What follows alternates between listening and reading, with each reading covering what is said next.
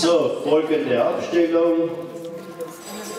Wir beginnen mit Neumüller Viktoria, Strasser Judith, Raab Laura, Eigner Steffi und Kusenleitner Verena.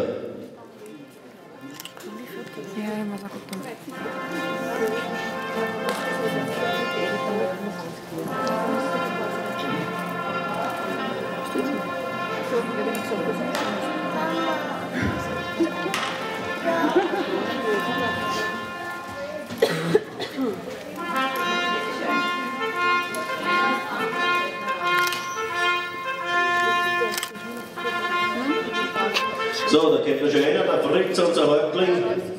Er zeichnet verantwortlich für das Ganze, dass da überhaupt was passiert, dass beim Verein was weitergeht, dass was geputzt wird, dass was gebaut wird. Man sollte dem Fritz persönlich auch mal einen Applaus geben, weil der ist eigentlich der was alle motiviert wird. War nicht mehr der Jüngste, aber das kann er. So, wir haben die Aufstellung und wir beginnen mit der Siegerehrung. Ich bitte die Teilnehmer zum Gruß. Vom Gruß. Und wir beginnen mit der Siegerin dieses Bewerbes mit Neumüller Viktoria. Mit 7,8 Punkten hat sie diese Dressurprüfung für sich entschieden. Applaus.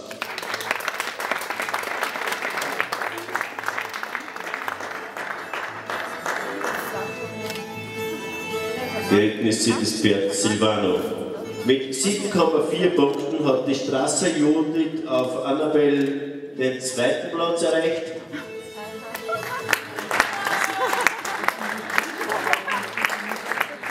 Mit 7,3 Punkten auf dem Pferd Goran die Raab Laura.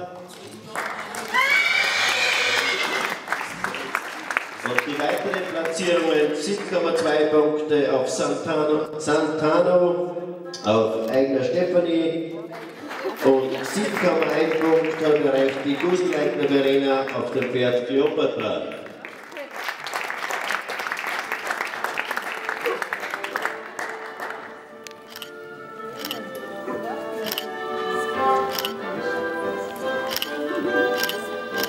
Wir bedanken uns bei Kurt Jurde, Fritz Kriechbaumer und Sabine Wolfgang für die Durchführung der Siegerehrung und ich bitte nochmals die Reiter zum Gruß und um eine Ehrenrunde auf der rechten Hand im Galopp das Publikum tobt.